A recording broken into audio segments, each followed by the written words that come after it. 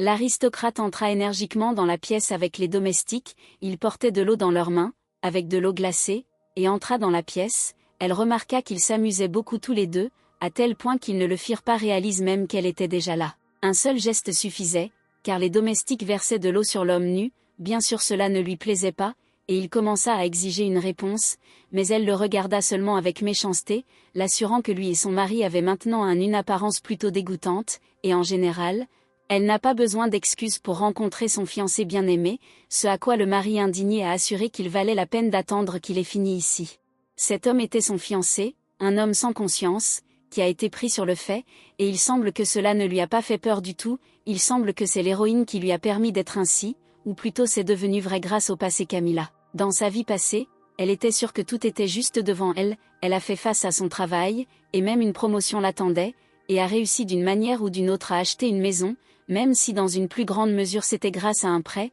elle considérait sa vie comme une réussite. Mais une nuit, elle a décidé de faire des heures supplémentaires pour rembourser le prêt et est tombée subitement inconsciente, après un verre d'eau froide, et c'est ainsi qu'elle a eu la chance de renaître en épouse de cet homme perfide. Pour le moment, il avait assez de témérité pour déclarer que son comportement n'était pas digne d'un aristocrate, et il semblait qu'elle ne rentrait toujours pas dans la famille Elasis, ce qui n'était pas surprenant, puisque la pomme ne tombait pas loin du pommier. Camilla n'a été qu'amusée par un tel reproche, et s'approchant de la jeune fille nue, elle a demandé si dans la famille Labelsk, c'était ainsi qu'une personne honnête devrait se comporter, et il semble que dans leur famille, il était accepté de tomber sous tous ceux qui rencontraient, de tels mots l'ont naturellement mis en colère, et donc l'homme a grimpé sur elle avec ses poings. Mais il fut saisi en un instant par les domestiques, ne lui permettant même pas de bouger, et cette situation rendit l'aristocrate furieux, ce à quoi Camilla lui rappela qu'il devait toujours se rappeler dans quelle position il se trouvait, après quoi il se demanda si elle pensait vraiment que leurs fiançailles dureront après cela,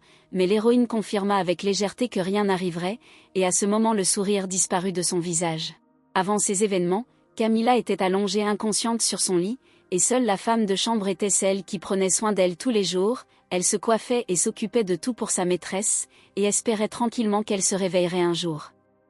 Et pouvoir en profiter belle journée. Ce jour-là, la servante, comme toujours avec de la tristesse dans les yeux, allait laver le visage de la jeune fille, quand soudain elle commença à montrer des signes de vie et à gémir fort, la servante comprit ce qui se passait et se rendit immédiatement au médecin, et un peu plus tard l'héroïne s'est réveillée avec les mots évaluation, travail, avantage. L'heureuse servante serra immédiatement sa maîtresse dans ses bras, et le docteur commença à se demander comment elle se sentait, si sa tête tournait ou autre chose. La dernière chose dont l'héroïne se souvenait était de savoir comment elle avait été au travail pendant 3 jours d'affilée, mais ceci c'était l'endroit où elle se trouvait maintenant, cela ne ressemblait pas du tout à un hôpital. Et ainsi, la fille a demandé où elle était maintenant, puisqu'elle n'était pas du tout en vacances, et qu'elle aurait dû devenir complètement folle si elle permettait que son éthique de travail soit affectée par son éthique de travail, et donc, en se levant, l'héroïne a demandé où son sac était maintenant, donc son passeport était là, et d'autres choses. La servante décida immédiatement de courir après le curé, mais le médecin l'arrêta, affirma qu'il n'y avait rien d'étrange à ce que sa mémoire ne soit pas encore revenue, car plusieurs mois s'étaient déjà écoulés, c'est-à-dire depuis combien de temps elle était inconsciente, et une telle déclaration a choqué l'héroïne et elle n'arrivait pas à y croire. Le médecin a commencé à blâmer tout le reste, puisqu'elle était définitivement la fille légitime d'Elasis, mais il a osé faire cela à sa fille. Dans un instant l'homme s'est excusé pour ses gros mots, mais elle a dû être empoisonnée, a conclu l'héroïne surprise. Qu'elle était inconsciente depuis plusieurs mois parce qu'elle avait été empoisonnée, le mari l'a confirmé, ajoutant que peu de temps avant, elle avait failli mourir. La fille a continué à chercher une explication logique à tout cela, car cela ne pouvait pas arriver si facilement, et a donc décidé que tout cela n'était qu'une horreur, et probablement maintenant elle était dans un rêve, mais après s'être regardée dans le miroir, elle a crié, ce qui décida à nouveau la servante à suivre le prêtre, mais l'héroïne l'arrêta d'un geste. Cheveux violets, yeux roses, l'héroïne ne croyait pas que c'était elle qui était si belle, et c'est pourquoi elle a demandé à nouveau où elle se trouvait maintenant, ce à quoi elle a reçu la réponse qu'en ce moment ils sont à la place d'Elasis, ce nom cela lui semblait familier, c'est pourquoi elle a également demandé si cela se trouvait dans l'Empire Sumalican, et ici aussi elle a reçu une confirmation. L'interrogatoire a continué et maintenant elle est devenue curieuse de savoir qui elle était et a obtenu la réponse qu'elle était maintenant la seule fille légitime de la famille Elasis, Lady Camilla. Une telle nouvelle la mettait mal à l'aise, alors elle a demandé qui était alors la personne qui avait essayé de tuer là et c'était son père Erin Elasis. On lui a également informé qu'elle avait une demi-sœur, Yusriya El Aziz, et à ce moment-là l'héroïne s'est rendue compte que cette sœur, un de ses personnages préférés, dont elle était très fanatique, mais dans le roman la fille était la fille légitime de cette famille, et il semble que Camilla ait failli être tuée à cause d'elle, ce qui veut dire que toute cette famille est un grand désastre. Finalement, tout le monde a quitté sa chambre, laissant Camilla seule, et elle a continué à penser à ce qui s'était passé. Il semblait qu'elle était morte à cause des heures supplémentaires, même si ce n'était probablement pas seulement du travail. La jeune fille était une grande fan de ce roman, elle en était tellement fascinée qu'elle a même créé un document séparé dans l'ordinateur, avec tous les personnages et l'intrigue, même si elle n'a jamais su comment l'histoire se terminait, mais elle était toujours sûre qu'il ne pouvait pas s'agir d'informations dont elle ne serait pas au courant. Dans le roman original, Madame Yusriya était l'héritière de cette famille, mais le médecin a dit que l'héritière était l'héroïne, et la servante a dit qu'elle avait 23 ans, et maintenant c'était juste drôle, parce que la fille savait que si elle n'a pas montré ses talents jusqu'à l'âge de 23 ans, alors elle ne sera pas considérée comme une personne. Les nobles qui ont hérité du pédigré de leur famille peuvent, et même devraient, faire preuve de capacités particulières, surtout s'ils appartenaient à la principale famille noble. Puisque le père de la sœur était un roturier, elle ne partageait pas le sang d'El Aziz, ce qui signifiait qu'elle, sa sœur et maintenant la fille avait 19 ans, et bien sûr, cette capacité n'était pas seulement donnée aux membres de la famille, par exemple Camille. La jeune fille a continué à réfléchir à ce qui se passerait si ni Camilla ni Yusriya n'étaient capables de montrer aucune capacité. En tant que lectrice, elle était intéressée d'apprendre que dans toutes les familles, elles étaient différentes, mais n'avaient aucune capacité à 23 ans. C'était comme une collision, avec une note finale, lors de l'embauche, et c'est exactement ce que l'héroïne n'a pas vu. Yusriya avait encore 4 ans, mais Camilla n'avait presque plus de temps, et bien qu'elle ne soit pratiquement d'aucune utilité, quelqu'un est quand même allé jusqu'à l'empoisonner, mais sans la tuer immédiatement, lui sauvant ainsi la vie même si elle l'est toujours. Méprisée pour ne pas avoir la capacité d'être l'héritière d'une famille noble, une position assez intéressante. Très probablement, ils avaient besoin de Camilla avant la succession, mais pour qu'elle n'intervienne en aucune façon, toutes les preuves désignaient sa sœur et son père comme coupables. À ce moment-là, on frappa dans la pièce et Maya entra. Elle a apporté de la nourriture, car elle pensait que cela ne dérangerait pas la dame d'avoir quelque chose à manger, et elle en était seulement heureuse. Pendant le repas, la servante proposa d'envoyer un télégramme à Madame d'Esti, car elle prenait soin d'elle depuis l'enfance, et était également proche du duc passé. L'héroïne aimait cette idée, ce qui rendait la servante très heureuse, et Assura lui a dit qu'elle y irait elle-même, mais Pani l'a arrêtée, lui a dit qu'elle ne pouvait pas envoyer de télégramme pour le moment, mais l'a remerciée pour l'offre. La nuit, la fille s'est réunie et est partie seule, elle n'a pas pu envoyer de télégramme, car dans ce cas, le monde entier saurait qu'elle a repris ses esprits, est allée à la bibliothèque. L'héroïne s'est souvenue que dans le roman Yusriya, pousser la bibliothèque ici, et répéter derrière elle, tout a fonctionné, et un passage s'est ouvert devant l'héroïne. La jeune fille marchait dans le couloir, pensant à son objectif et au fait que la chose pourrait convaincre Madame d'Esti. Plus tard, l'héroïne est arrivée dans une impasse, et a parfaitement compris que tout était très bien fait, et s'il lui disait que c'était des décors pour un film,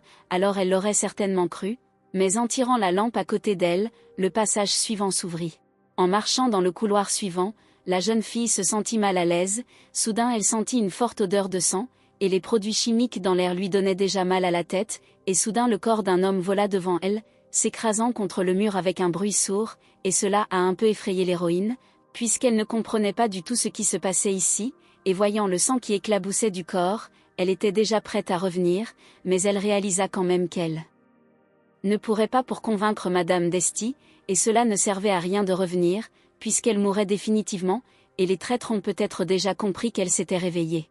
En regardant attentivement au coin de la rue, la jeune fille remarqua un homme sur un cheval avec une épée ensanglantée dans les mains. Elle reconnut la marque familiale du duc Caliet dessus, et il n'y avait qu'une seule personne dans ce monde qui pouvait décorer une épée avec cette marque. Et c'était l'archiduc Ezelrid Caliet. Il descendit de cheval, et devant lui se trouvait un homme blessé et effrayé. L'aristocrate d'une voix froide demanda qui était leur maître, après quoi il marcha sur la blessure, ce qui fit crier fort l'homme. Et l'héroïne entre-temps, involontairement, est sortie de l'allée, et l'aristocrate l'a immédiatement vue, après quoi, d'une voix sanguinaire, il a demandé si c'était toute son idée. L'homme a commencé à marcher sur les corps des personnes récemment tuées et il a exigé d'elle une réponse, et la jeune fille s'est immédiatement cachée au détour d'un virage, mais il était trop tard, comme on l'a vu, et alors Camilla, pressé, a commencé de sortir de sa poche une pierre étrange, qu'elle avait l'intention de l'utiliser pour négocier avec Madame d'Esti, mais maintenant il n'y avait plus d'autre choix, car elle risquait de mourir. L'héroïne lui a coupé la main de manière décisive, en appliquant une pierre sur la blessure, car elle savait qu'un tueur de sang-froid était près d'elle. En un instant elle a entendu des pas s'approcher d'elle, et cela lui a fait peur, car cela prenait plus de temps, les pas étaient approchants, et la jeune fille eut peur et ferma les yeux lorsqu'elle entendit soudain un son étrange. Ouvrant les yeux pour découvrir ce qui s'était passé, elle vit comment l'archiduc s'en prenait à l'homme qui était à côté d'elle, après quoi il lui demanda à nouveau une réponse, qu'il avait envoyée. La pierre n'était pas encore prête, puis elle décida que c'était une coïncidence, ce qui était étrange. Le duc n'aiderait vraiment personne, et cela ne servait vraiment à rien. L'héroïne fut saisie d'une terreur si forte qu'elle ne pouvait plus bouger, et soudain elle fut saisie par le cou par derrière par l'homme que l'aristocrate venait de transpercer avec une épée, et l'agresseur ordonna de laisser tomber l'épée, sinon il lui cassait le cou, ce à quoi la jeune fille, magnifiquement, comprit qu'il avait l'air d'un imbécile complet, et que cela n'aurait aucun sens pour Herzog de la sauver. Pendant un certain temps, ils se regardèrent, à cause de quoi l'attaquant commença à s'inquiéter, alors il ordonna à nouveau, mais n'entendant pas de réponse cette fois, il se mit en colère, sortit un poignard et le pointa sur le cou de la jeune fille, ce qui provoqua le sang à couler. Le voleur commença à sourire, décidant que la jeune fille avait fait réfléchir le diable, et en un instant, se tournant vers elle, il lui proposa de voir dans combien de temps elle serait sauvée, mais le duc commença seulement à sourire en retour avec satisfaction, après quoi il commença à s'avancer, conseillant en même temps de laisser partir la fille. L'attaquant a commencé à s'inquiéter de cette détermination et a donc ordonné de ne pas s'approcher, sinon il lui trancherait simplement la gorge, mais l'aristocrate souriant a déclaré qu'il n'était pas celui dont il devait s'inquiéter, et à ce moment-là, l'attaquant a été touché par derrière. Ce qui lui a fait libérer l'otage. L'héroïne épuisée est tombée, mais l'aristocrate a quand même réussi à la rattraper, après quoi il l'a serrée dans ses bras avec un sourire, et la fille pouvait à peine rester debout, ne comprenant pas pourquoi elle était dans les bras du duc, mais cela n'avait pas d'importance, parce qu'il était très beau. Plus tard, l'héroïne s'est réveillée dans la pièce, mais elle n'avait aucune idée de comment elle s'était réellement retrouvée ici. La dernière chose dont elle se souvenait était Herzog, et comment quelqu'un lui avait laissé une blessure au cou, mais maintenant elle portait un bandage, probablement quelqu'un. Je l'ai amené ici et je l'ai guéri, mais de qui il s'agissait restait un mystère. Elle ne croyait pas que cela puisse être cet aristocrate. La jeune fille ne se souvenait que de son beau visage et de rien d'autre. Une femme est apparue à côté d'elle et lui a immédiatement assuré qu'il n'y avait rien à craindre, et ici la fille était en sécurité. L'héroïne l'a regardée pendant un moment, essayant de comprendre qui s'adressait à elle maintenant. Elle le savait certainement personnage, mais pour le moment, c'était difficile à comprendre. La femme s'approcha et voyant la surprise dans les yeux de la blessée, elle demanda ce qui n'allait pas, car elle avait l'air de la voir pour la première fois, et à ce moment-là, Camilla reconnut la femme, et donc a assuré qu'elle ne comprenait pas de quoi il s'agissait. En même temps elle a appelé l'aristocrate du nom de d'Esti, ce à quoi la femme a joyeusement assuré qu'elle avait déjà pensé qu'elle l'avait oublié après tant d'années. Dans le passé, la famille Cablan était aussi prestigieuse qu'Elazis. Le pouvoir des principaux nobles dépendait fortement des capacités de leur famille. Ils étaient connus pour leur cruauté envers les héritiers qui ne pouvaient pas montrer leur talent, et cela était particulièrement vrai pour cette Cablan. Camilla a demandé comment allait Lucaël, ce à quoi d'Esti a immédiatement froncé les sourcils. Tout s'est passé comme l'héroïne l'avait prédit, et Lucaël Cablan n'avait pas encore eu le temps d'éveiller ses capacités, et la femme a assuré qu'elle n'était pas d'humeur pour des conversations mondaines.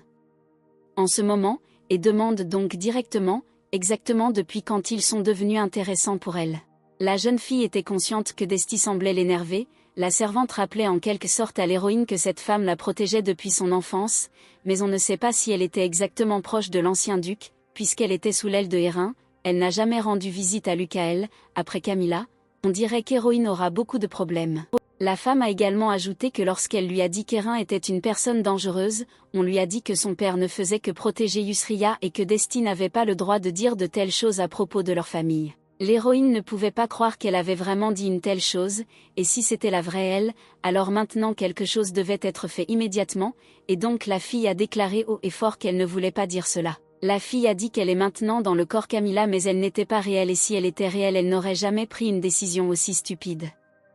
d'Esti a essayé de la protéger et Camilla était assez stupide pour vouloir protéger quelqu'un qui avait essayé de la tuer donc tout était stupide. En un instant, l'héroïne s'est calmée, puisqu'elle n'était pas là pour se plaindre, mais pour créer un accord, et donc, d'une voix calme, elle a demandé en quoi sa situation était différente de celle de Lucaël, car la femme devrait déjà parfaitement savoir dans quelle situation la situation dans laquelle se trouvait Camilla. Elle pouvait à peine respirer lorsqu'elle était avec sa famille. Soudain, la jeune fille a pointé son doigt vers la chaise, et au même moment elle a rétréci de manière significative, et la maîtresse de maison est apparue sur sa main, a remarqué qu'elle venait de montrer une capacité, pour une raison quelconque, s'est vantée d'elle, mais l'héroïne l'a nié, car elle voulait simplement conclure un accord mutuellement avantageux. La fille souhaitait qu'on lui permette de rester ici pendant un certain temps, et en retour, elle était prête à aider Lucaël, à montrer ses capacités, puisqu'elle savait déjà comment le faire, et en plus, elle avait déjà montré la preuve, car tout le monde savait très bien qu'elle n'avait pas, il y avait même un soupçon d'apparence de capacité, la femme aimait ça, et donc s'assit à côté d'elle, lui demanda ce dont elle avait besoin en retour, puis l'héroïne lui rappela qu'elle avait juste besoin rester ici pour le moment. La propriétaire n'en croyait pas ses oreilles, car une telle demande pourrait lui causer des problèmes. Lorsque l'héroïne n'a pas été vue pendant plusieurs mois, diverses rumeurs ont commencé à circuler. Quelqu'un a dit qu'elle avait reçu un diagnostic de maladie incurable, d'autres qu'elle avait été kidnappée. À ce moment-là, la jeune fille a ajouté que les plus populaires étaient les rumeurs selon lesquelles elle se cachait parce qu'elle avait honte de ne pas pouvoir montrer ses capacités. La femme l'a confirmé, ajoutant que si les gens découvrent qu'elle vit ici, l'héritière intacte, la fille d'Elasis, qui vivait dans le domaine de Cablan, cela deviendra une nouvelle dont on parlera pendant très longtemps, a répondu Camilla. Assurée que si quelque chose est ce qui a changé, c'est le fait qu'elle a montré ses capacités, et si ces ragots contribuent à renforcer la position de Lucaël à l'avenir, alors elle n'en sera que heureuse. Dans ce cas, Desti a proposé de parler de ces changements aux autres, mais l'héroïne a refusé, assurant qu'elle se trouve dans une situation difficile, que sa famille n'est pas aussi simple qu'il y paraît, et qu'elle est donc prête à aider Lucaël à éveiller ses capacités. Mais en retour, la jeune fille aimerait rester ici, pour le bien de sa mère, jusqu'à ce que sa majesté approuve ses capacités. La propriétaire quitta la pièce en silence, pensant à sa mère, Frella, sa fille devait suivre son exemple, et la femme ne pouvait pas s'attendre à ce que l'héroïne veuille conclure un marché avec elle, et en un instant elle se tourna vers le serviteur, demandant si le duc montrait à Ezelrid qu'Alié un comportement similaire auparavant. L'homme est apparu tard dans la nuit, dans un orage, sur le seuil de leur maison, et il avait une fille dans ses bras. Personne n'a compris ce qui se passait, et Desti a immédiatement reconnu la fille comme étant Camilla, à laquelle l'homme a dit qu'elle avait perdu beaucoup de sang et elle avait besoin d'une aide urgente, mais il a refusé de le remettre à d'autres serviteurs, il a affirmé qu'il le prendrait lui-même. Après l'avoir mise sur le lit, l'aristocrate l'a regardée avec intérêt pendant un moment, après quoi il a demandé qu'on s'occupe d'elle ici. Desti a accepté, disant que lorsque la jeune fille se réveillerait, elle veillerait à ce que Camilla ait un bon repos, et alors seulement il la renverrait, ce à quoi le duc assura en souriant qu'il n'était pas sûr que cela valait la peine de la renvoyer, mais à la fin la maîtresse avait le droit de décider elle-même comment agir. La femme était inquiète de ces paroles, car elle ne se souvenait pas de la dernière fois où elle l'avait vu sourire, et le duc se demandait à ce moment-là s'il ne disait pas que la fille de la famille Elasis n'avait aucune chance d'hériter de capacité. On a beaucoup parlé de ces ragots, mais tout ce n'était pas vrai, car il a été témoin de la façon dont la capacité se manifestait en elle. Au début il n'a rien ressenti d'elle, mais la fille a soudainement changé. Desti supposait que la fille l'avait probablement développée tardivement, mais Aristocrate ne le pensait pas, car avant de montrer ses capacités, elle ne montrait aucun signe qu'elle le faisait maintenant. Tout s'est passé en un instant, et elle a montré ses capacités très rapidement, comme si elle savait déjà quoi faire. Pendant ce temps, les autres retournèrent au manoir d'Elasis et Yusria, immédiatement assise sur le canapé, ordonna qu'on lui apporte du thé, après quoi la servante lui assura qu'il y avait des nouvelles que la dame devrait connaître, mais elle continua d'insister. Et lorsqu'elle entendit ce qui se passait concernant Lady Camilla, elle écouta attentivement, et lorsqu'elle apprit qu'elle était éveillée, elle devint sombre, puis invita aussitôt son père à monter, comme sa sœur était éveillée, et ce ne serait pas bien s'il ne lui rendait pas visite. La femme de chambre à l'arrière, incertaine, était sûre qu'il y avait autre chose qu'il devait apprendre, puis Yusria, en colère, s'est retournée et a demandé ce qu'il y avait d'autre, puis elle a été informée que Madame Camilla était maintenant chez Cablan. Ce à quoi la jeune fille se mit seulement à rire, affirmant que sa sœur avait pris une décision plutôt intéressante. Plus tard, l'héroïne a changé de vêtements et est allée à un événement social, et ce qu'elle a vu l'a choquée. Elle pensait que l'endroit serait similaire à ce qu'elle avait vu dans la série télévisée, mais en fait il était beaucoup plus grand et il était déjà visible. Le banquet royal avait lieu une fois par an, et seuls les représentants de la plus haute noblesse, les familles prestigieuses et les familles ayant des capacités héréditaires y étaient invités, seuls les jeunes nobles qui n'avaient pas atteint l'âge de 20 ans y étaient admis, et après le banquet, les jeunes nobles doivent reconnaître officiellement l'empereur. Ayant donné son ticket à l'entrée, la jeune fille fut officiellement présentée aux autres invités. Elle savait que pour gagner en autorité, ils n'avaient pas besoin de démontrer leur capacité, devant une foule, et pour Camilla, qui s'était déjà retournée le 23, cette année était la dernière chance. Sans reconnaissance officielle, ce jour pourrait être la dernière fois qu'elle était rencontrée de cette façon, à moins qu'un des principaux nobles n'ait reçu la reconnaissance impériale de ses capacités d'ici le 23, ils auraient été ostracisés de la société de toute façon. De leur noble statut, donc l'héroïne ne pouvait pas tout gâcher maintenant. Tout le monde a immédiatement commencé à lui prêter attention, se souvenant du passé de Camilla. Parmi eux se trouvait Yusria. La sœur a remarqué sa connaissance et est allée lui dire bonjour, mais n'a pas eu le temps de le faire car Camilla l'avait déjà salué, ce qui a fait la fille regarde sa sœur avec un regard plein de dégoût. Pendant ce temps, l'héroïne communiquait avec une fille nommée Lésilia. Cette fille a montré ses capacités à un très jeune âge et était une héritière prometteuse. En quelque sorte, elle avait non seulement des compétences exceptionnelles, mais aussi un caractère chaleureux et doux. Dans le roman original, elle était une alliée de confiance de Yusria, car elle comprenait son sort avec son manque de capacité, et ils se sont rapprochés après avoir écarté Camilla et sont ainsi devenus les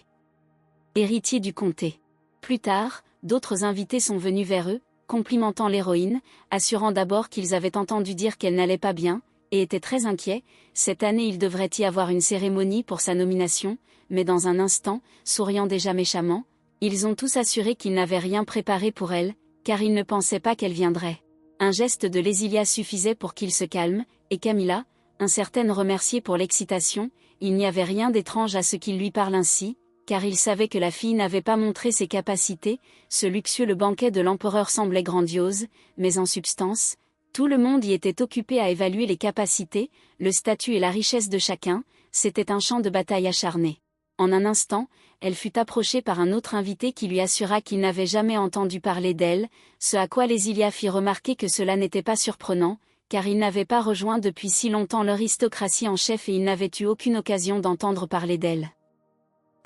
Avec ces paroles, elle a embarrassé le garçon, et l'a donc déjà calmement présenté comme Lord Elan, le fils aîné de la famille Pébloc, et il n'y a pas longtemps, il a montré ses capacités, les rejoignant ainsi. Et l'héroïne, à son tour, a également été présentée, et le gars avec un sourire effronté a affirmé qu'elle était la même Camilla. Il n'avait pas entendu dire qu'elle montrerait ses capacités, et donc il se demandait pourquoi elle était ici. La fille ne ressentait que dégoût pour lui, il essayait de dire autre chose, à savoir comment elle avait osé venir ici, puisqu'elle était ici en tant qu'invitée non invitée. Tout le monde autour a commencé à chuchoter, car personne ne s'attendait à une telle chose, puis la fille a réalisé quelque chose et a donc commencé à chercher quelqu'un, et elle a vu Yusria, qui a souri sournoisement en réponse, et tout le monde a commencé à discuter d'elle, et qu'elle n'a toujours pas éveillé ses capacités, car ils en auraient sûrement entendu parler, et à cause de cela, on pouvait entendre de doux rires dans la salle. L'héroïne avait déjà compris qu'il avait été envoyé ici exprès pour la mettre sous un mauvais jour.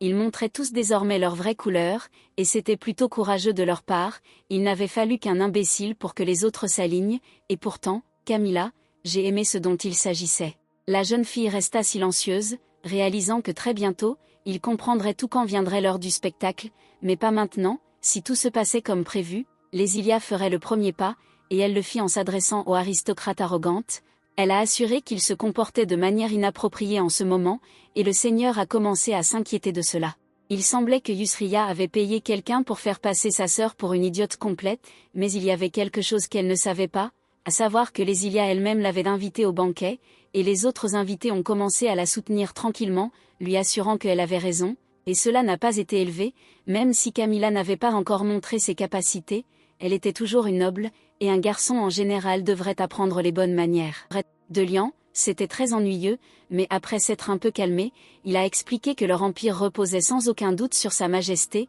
dans laquelle coulait le sang des dragons, et que les capacités sont des qualités nécessaires que ceux qui le servent et le soutiennent doivent posséder, et donc il doutait simplement de son droit d'être ici, car elle n'avait pas les principaux critères pour assister à ce banquet, son père est un roturier et elle ne pouvait donc pas montrer ses capacités. L'héroïne s'est rendue compte que cette fois il avait franchi la ligne qu'il ne fallait pas franchir, alors elle a calmé Lésilia, qui avait l'intention de la défendre, assurant que tout allait bien. En fait c'était très difficile de se retenir, mais Lésilia cela lui suffisait et il était donc déjà possible de commencer. Le sourire de la fille a mis le garçon mal à l'aise, et en un instant elle s'est tournée vers lui a assuré qu'il avait raison, et que son père était en effet né dans une famille de roturiers, et il semble qu'il veuille maintenant vraiment parler du mariage de sa famille, et donc il devait savoir qu'un tel mariage devait être approuvé par Sa Majesté, il devait déjà savoir ce que voulait dire la jeune fille, puisque le garçon venait d'oser douter du choix de l'empereur. Quant à elle, continuait en suggérant que le garçon ne le savait peut-être pas, puisqu'il était issu de la petite noblesse, et qu'il s'était retrouvé ici, uniquement parce qu'il avait réussi à montrer ses capacités il n'y a pas longtemps, et contrairement à lui, elle avait toujours appartenu à la haute noblesse, malgré le fait que son père était un roturier, et qu'elle a donc eu un chiot il n'y a pas longtemps, et même elle savait qui avait le pouvoir dans la maison, et si de Lion ne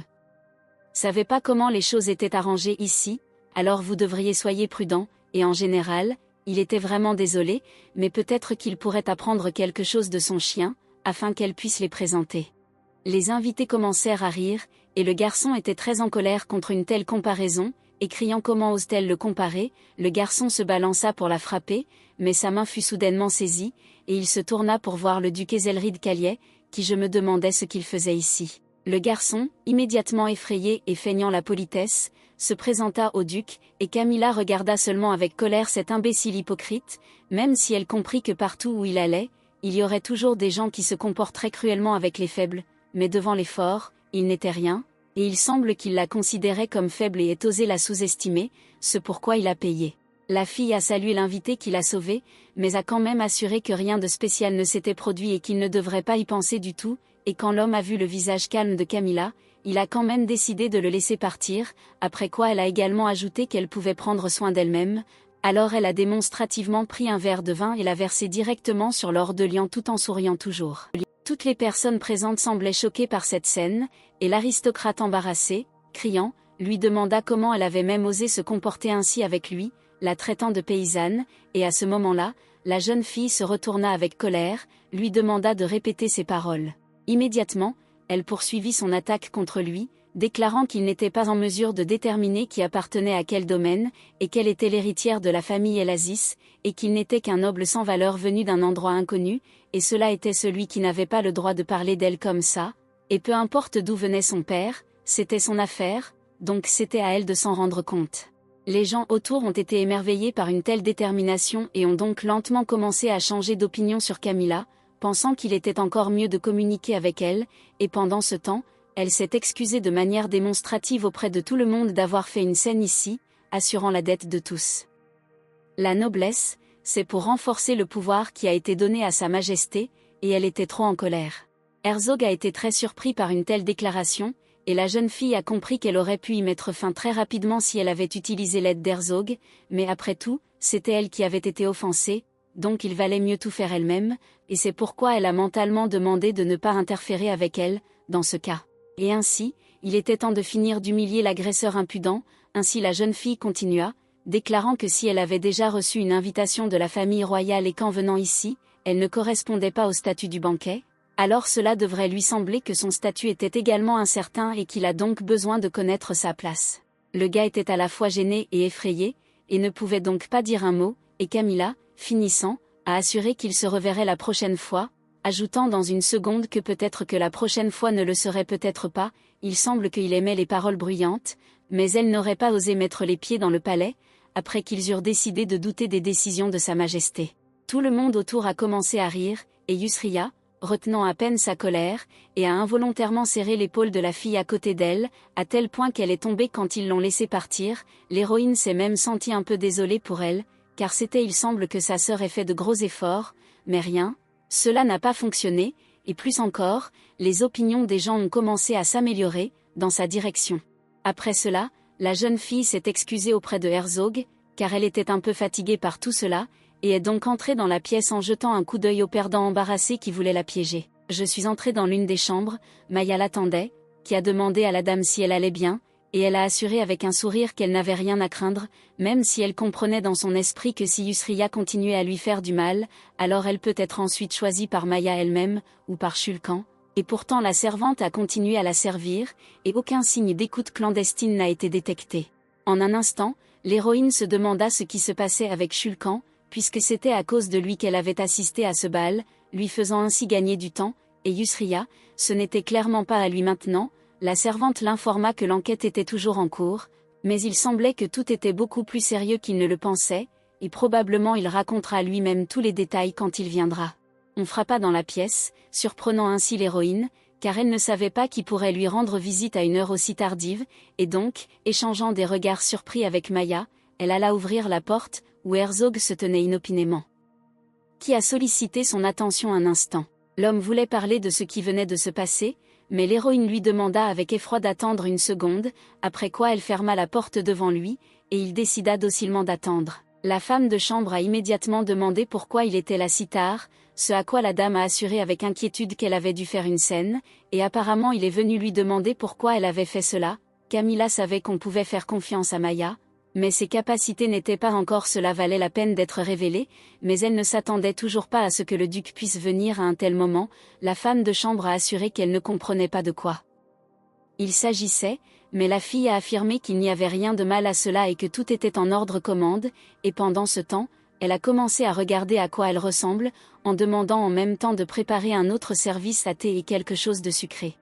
Au bout de quelques minutes, la porte s'ouvrit devant l'aristocrate, et il déclara aussitôt qu'à part Sa Majesté, elle était la seule personne qui le faisait attendre à la porte, ce à quoi la jeune fille répondit calmement qu'il n'était pas d'usage que le duc de rendre visite si tard à une dame. Il fut satisfait de cette réponse, et avec un sourire il dit qu'il viendrait quand même. Ce qu'il allait dire était vraiment évident, mais cela aurait été encore mieux si elle pouvait simplement convaincre Maya de les laisser tranquilles, après quoi ils se sont assis à table et ont commencé à boire du thé. La femme de chambre surveillait l'invité avec inquiétude, et aussitôt sa maîtresse demanda à les quitter un moment, l'assurant que tout irait bien pour elle et qu'il n'y avait aucune raison de s'inquiéter. Restée seule, l'aristocrate a immédiatement remarqué que Maya, une servante très fidèle, après quoi il s'est excusé pour une visite si soudaine tard dans la nuit, et pourtant il voulait vraiment lui poser des questions sur quelque chose en rapport avec l'incident d'aujourd'hui, à savoir. À ce moment-là l'héroïne l'interrompit et lui demanda ce qui se passerait si elle révélait ses capacités. C'est exactement ce qu'il voulait dire. L'invité l'a confirmé en déclarant que si elle avait simplement montré ses capacités, leur P-bloc se serait immédiatement retiré et que l'incident aurait peut-être été évité, ce à quoi la jeune fille a assuré que même si elle l'avait fait, cela n'aurait aucun sens. En cela, et une insulte à la famille Elazis, ne serait ainsi pas corrigée. Elle réalisa que le duc semblait savoir que sa famille voulait lui faire du mal, il n'en était pas sûr mais il avait définitivement un plan, mais cela ne voulait pas dire qu'il pouvait la regarder droit dans les yeux et lui dire d'arrêter de mentir, malgré le fait que l'homme connaissait toute la vérité. Il était prêt à fermer les yeux sur tout cela. Camilla commença à expliquer que si leur P-bloc l'avait simplement insultée en disant qu'elle n'avait aucune capacité, alors la fille lui aurait simplement montré, ainsi la situation aurait été résolue. Dans son esprit elle demandait déjà pardon pour ce mensonge, puisqu'elle n'a montré aucune capacité, mais a continué à lui assurer à haute voix qu'elle ne voulait pas le laisser partir si facilement, depuis qu'il a commencé à insulter sa famille, et toute personne qui insulterait sa famille subirait les mêmes conséquences. En fait, la jeune fille ne voulait tout simplement pas révéler ses capacités à Yusria, et ainsi donner plus d'informations sur elle-même. Soudain, à ce moment-là, Duc s'excusa, souriant en même temps, expliquant qu'elle n'était tout simplement pas comme la dame Elazis qu'il connaissait auparavant.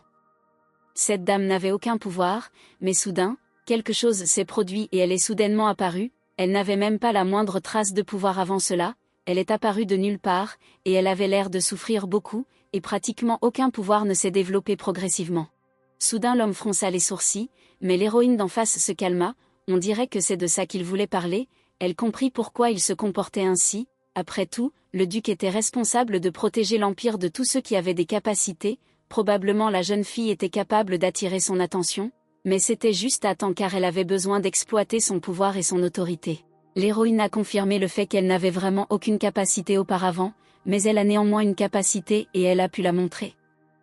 À ce moment-là, elle se souvint des paroles de Desti, qui supposait que le duc l'aimait, puisque c'était lui qui l'avait amené ici, et ce qui s'était passé et l'événement d'aujourd'hui l'avaient confirmé. Soudain, L'homme se leva et alla immédiatement vers l'héroïne, mit ses mains à ses côtés et se demanda comment cela était possible, mais Camilla, gardant son calme, lui assura qu'elle ne pouvait pas lui révéler son secret comme ça, réalisant que ce n'était pas le moment de juger si elle l'avait fait, cela n'a pas de sens. Elle comprit que dans ce cas, si le duc l'appréciait au moins un peu, alors le plan devait réussir, et donc, d'une voix pleine de détermination, la jeune fille s'adressa à lui par son nom complet et son titre, lui assura qu'il dirait une seule fois, brièvement et exactement, elle l'a invité à se rencontrer. Une telle proposition surprit grandement le duc, et l'héroïne répéta sa proposition, ajoutant qu'il n'y avait pas lieu de s'inquiéter, car il ferait seulement semblant, et tout ce dont elle avait besoin c'était juste quelques commérages, c'est tout, et en retour, elle était prête à aider-le à montrer ses capacités,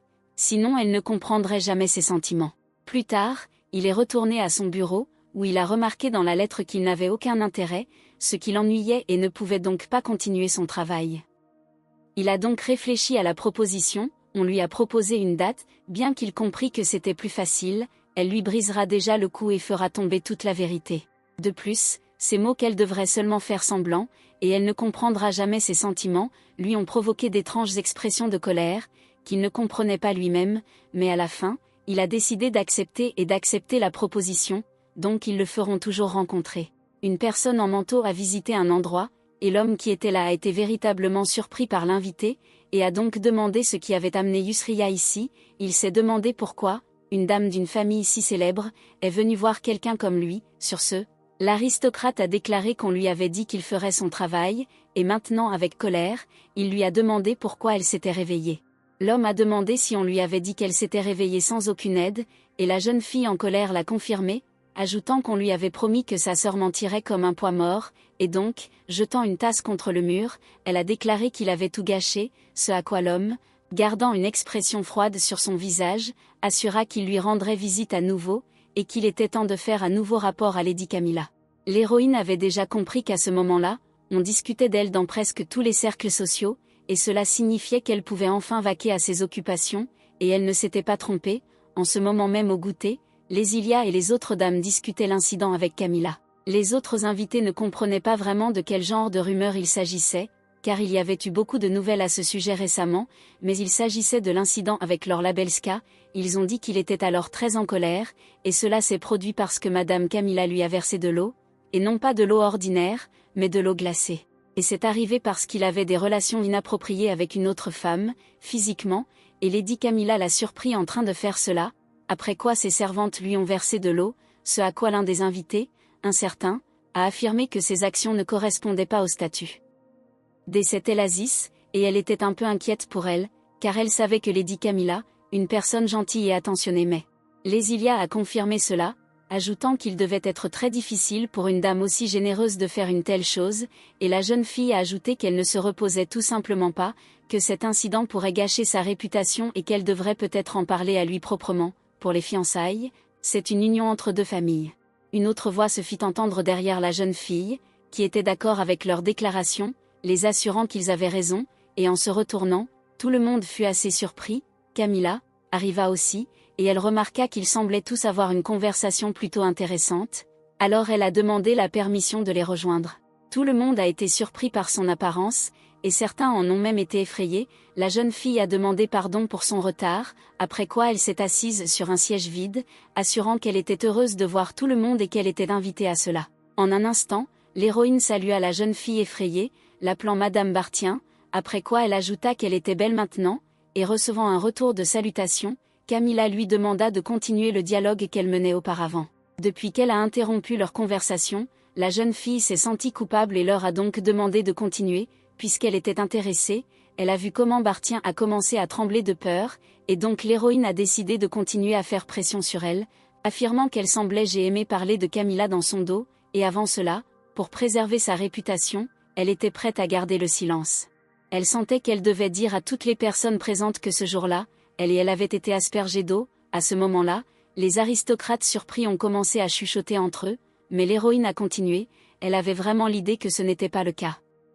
Peu importe qui elle était, si elle est déjà impliquée dans une trahison, elle doit quand même être responsable des conséquences de ses actes. Un peu plus tard, la jeune fille entra avec Liliana, et là elle remercia pour l'opportunité d'exprimer sa colère, réalisant en même temps qu'elle ne connaissait pas nécessairement la véritable raison de son bonheur, et en réponse, la noble dame assura qu'elle n'avait aucun problème et elle-même était même heureuse qu'on lui demande de le faire. Camilla, feignant la tristesse, a commencé à dire qu'elle ne savait même pas vers qui se tourner, car tout le monde savait déjà à quel point elle était profondément amoureuse d'Anthony, et cet incident était trop cruel pour qu'elle puisse y faire face seule. Elle ne pouvait pas croire qu'elle pouvait dire une chose pareille à propos de cet imbécile, mais si cela signifie qu'avec ces mots, elle pourra attirer Lélia à ses côtés, alors ce n'est pas un gros prix, alors vous pouvez être un peu patient. Or vous, comme prévu, la propriétaire de cet endroit a cru, et avec sympathie, elle a dit que la fille était probablement folle de colère, et elle-même aurait essayé d'accepter quelque chose à sa place, et pour être honnête, elle était très heureuse de voir comment l'héroïne s'est vengée, et bien sûr la fille pourra trouver quelqu'un de mieux, car Madame Camilla était belle, et dans la famille Elazis, l'une des familles les plus prestigieuses de tout l'Empire, l'héroïne appréciait cette gentillesse et savait donc qu'il valait la peine de préserver une telle relation. De retour au manoir, Camilla, soulagée, s'allongea sur le lit, se réjouissant de la paix qui y régnait à ce moment-là, mais décida en un instant qu'il était temps de se débarrasser des ordures et commença donc à écrire une lettre au manoir Labelska. Et plus tard, l'ancien marié s'est assis à genoux devant son père, qui avait déjà lu la lettre, et il n'était pas susceptible d'être en colère à cause de la concession de son fils, déclarant qu'il n'avait aucune capacité et qu'il n'était pas le premier-né. On lui a confié une tâche, mais il l'a fait si bêtement, et donc le mari commençait déjà à regretter d'avoir fait confiance au garçon. L'homme a jeté la lettre par terre, où le fils l'a ramassée et l'a lue. Elle disait que Camilla rompait les fiançailles, ce qui a mis le marié très en colère, et le père a continué à expliquer que la fille était une roturière, mais même avec le titre de duc, s'ils avaient un enfant qui en montrerait la capacité, il pourrait alors devenir l'héritier de la famille Elazis. On a dit au garçon qu'il ne devait pas se tromper, c'était la seule chose qui lui avait été confiée, mais il s'est avéré qu'il n'était pas à la hauteur, et donc, prenant son fils par les cheveux, le propriétaire a déclaré que s'il voulait rester dans cette famille, alors il ne le voulait pas, peu importe comment, on peut demander, supplier ou pleurer, mais il était obligé de la rendre. Ensuite, l'héroïne a décidé de faire une promenade, et en marchant le long du chemin, elle a entendu des gens autour d'elle discuter. Quelqu'un a dit qu'il pensait qu'elle était malade. Il y a quelque temps, elle a eu un incident avec Lord Élan, et avant cela avec Lord Anthony. Et en marchant près d'une bijouterie, elle a commencé à regarder le collier dans la vitrine. Les gens ont commencé à penser que cela l'intéressait, mais en fait la fille s'est souvenue qu'il était très similaire à celui qu'elle voulait vraiment acheter quand elle vivait toujours dans un autre monde. Les passants ont continué à dire entre eux qu'il était peu probable qu'elle achète ce collier, et même si elle commençait à le porter, cela ne voudrait pas dire qu'il serait à la mode, et la fille elle-même n'était clairement pas la même qu'elle. C'était du passé, donc si elle avait un collier, il serait rapidement en rupture de stock, ce qui était dommage puisqu'ils allaient l'acheter pour la promotion. Tout le monde se tuait. L'héroïne, qui ne s'était pas retournée jusqu'à présent, se demanda pourquoi c'était si calme, car elle était très intéressée d'entendre ce que les gens pensaient d'elle, mais dans un moment d'inquiétude, elle réalisa que quelque chose n'allait pas. Après quoi, dans la fenêtre, j'ai remarqué une silhouette derrière elle, la regardant directement. La jeune fille a immédiatement reconnu la personne qui était derrière elle et s'est retournée pour voir un Herzog souriant, après quoi ils sont allés dîner dans l'établissement, et tout le temps, l'héroïne a ressenti l'atmosphère autour d'elle et comment les gens se chuchotaient. Parce qu'ils ont vu Herzog, qui, pour une raison quelconque, était près d'elle. Après un moment de réflexion, Camilla le remercia d'être venu ici avec elle, car cela devait être difficile d'oser le faire, ce à quoi l'aristocrate souriant dit qu'il n'y avait rien de mal à cela, puisqu'il supposait lui-même que tout se passerait comme ça. C'est vrai, et les filles qui, il n'y a pas si longtemps, parlaient d'elle avec méchanceté, se tenaient maintenant près de la fenêtre et étaient choquées et ne pouvaient pas comprendre ce qui se passait là-bas, et pourquoi Herzog souriait du tout, puisqu'il ressemblait à une personne complètement différente quand il était souriant. Camilla était satisfaite de telles conversations, car cela signifiait que les ragots se propageaient rapidement et loin, donc Anthony le découvrirait probablement bientôt, et donc tout se passait comme prévu. Le mari a remarqué qu'elle avait l'air très contente, a ajouté que probablement les ragots qui circulaient maintenant, c'était exactement ce qu'elle voulait entendre, et lui, à son tour, ferait tout ce qu'il pouvait pour assurer sa sécurité, car c'était son devoir de protéger ceux qui possédaient des capacités, et il ressentait ce devoir en même temps. Le fait qu'il ait entendu ces paroles a troublé la jeune fille, car elle pouvait à peine les entendre, à travers l'ombre, tandis que le duc, quant à lui, déclarait qu'il aimerait beaucoup lui parler, et devant nous, il aimerait s'excuser. L'homme parlait maintenant de ce qu'elle avait dit la dernière fois qu'ils s'étaient rencontrés et de la façon dont elle devait défendre sa famille. Elle avait raison à ce moment-là et ses actions auraient pu violer sa dignité, mais Camilla lui a simplement assuré que tout allait bien, même si j'ai compris qu'il voulait parler d'autre chose. Mais pour une raison quelconque, il a traîné. Il lui a demandé si elle avait entendu parler de Zému et à ce moment-là, elle a commencé à essayer de se rappeler qui il était car elle avait l'impression qu'elle aurait dû l'écrire, puis elle s'est souvenue des images du village détruit et maintenant en feu. Et les gens qui criaient et essayaient de se défendre, et l'image de celui qui était coupable de cela, il était l'incarnation du mal dans l'Empire. Camilla a confirmé qu'elle avait entendu parler de lui, ce à quoi elle était assurée qu'il le ressentait d'elle, et une telle déclaration l'inquiétait, et pourquoi il en parlait dans un lieu public, puisque si le Saint-Empire de la Cithare avait découvert cela, alors sur elle, annoncerait immédiatement une inquisition religieuse, et cela ne lui convenait pas du tout. Et ainsi, elle a demandé avec perplexité si elle était maintenant soupçonnée d'être Zému, mais Herzog l'a nié, a assuré qu'il ne sentait que sa légère odeur d'elle. À ce moment-là, la fille a commencé à regarder autour d'elle, ne croyant pas qu'Herzog puisse sourire calmement.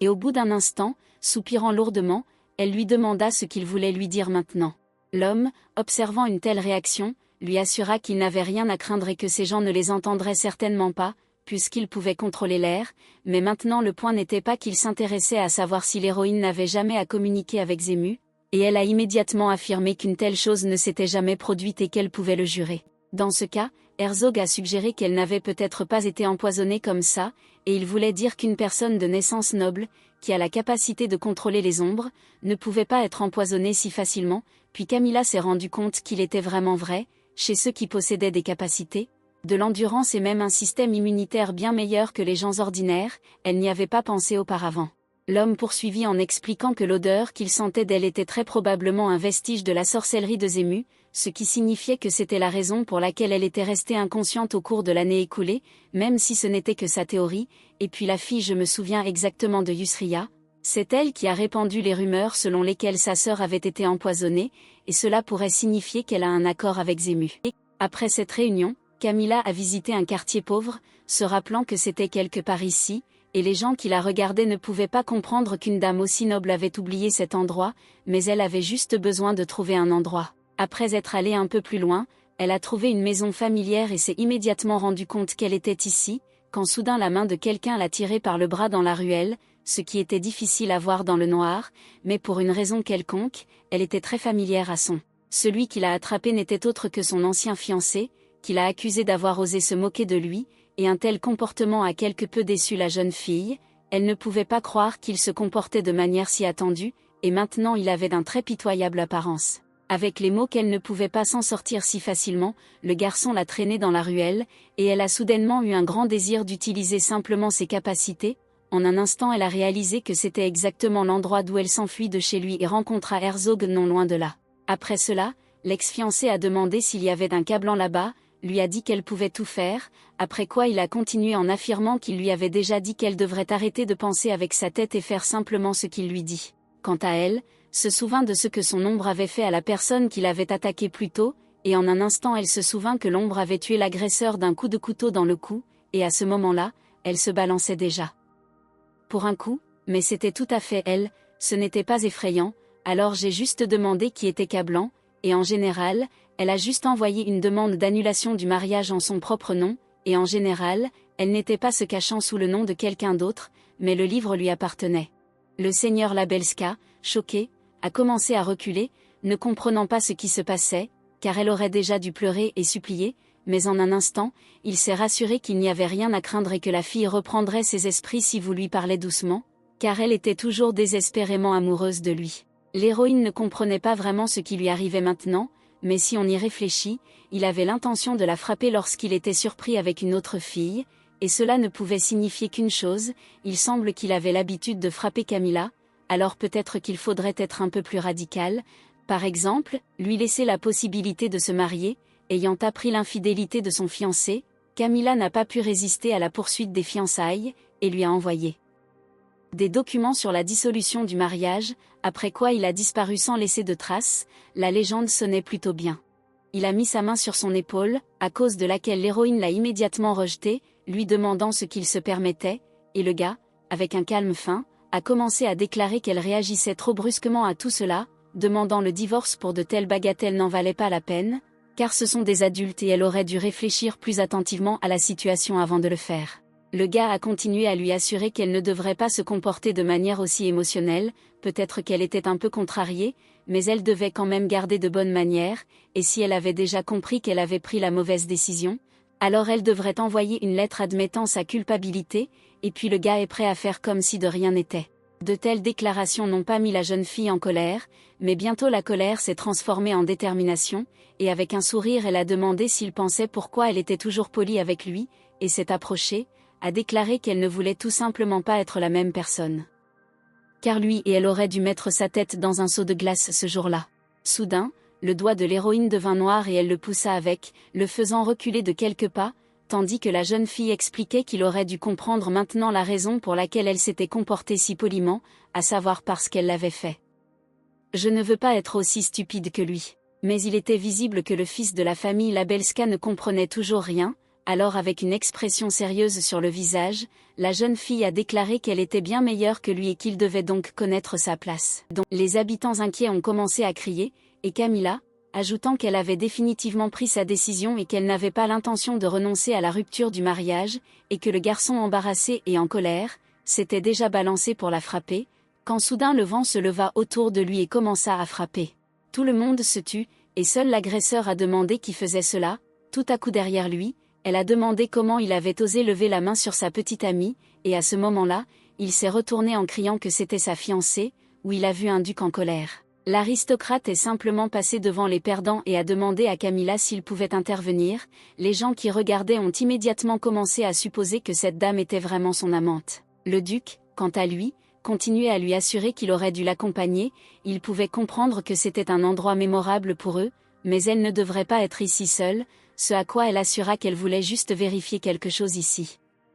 Elle a toujours remercié pour ses soins, et en réponse il a assuré qu'il n'avait aucun problème, tout en l'appelant son amour. De tels mots ont quelque peu surpris la jeune fille, et elle a remarqué qu'il ne faisait même pas semblant de mal, et Herzog a entre-temps demandé pardon de l'avoir interrompu, mais tout semblait comme si elle était en danger, et il a estimé qu'il devait l'aider. Derrière, Anthony s'était déjà réveillé du choc et avait demandé ce qui se passait maintenant et si elle était son amante, et le mari a expliqué que tout le monde aurait dû entendre que leur fiançailles était rompue, et il est lui-même venu ici dès qu'il a parlé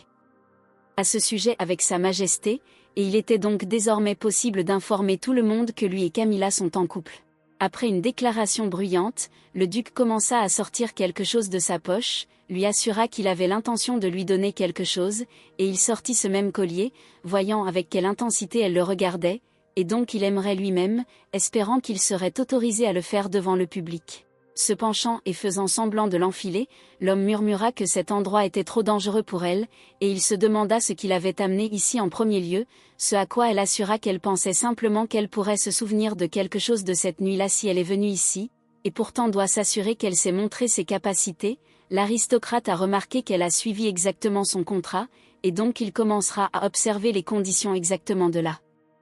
même manière qu'elle.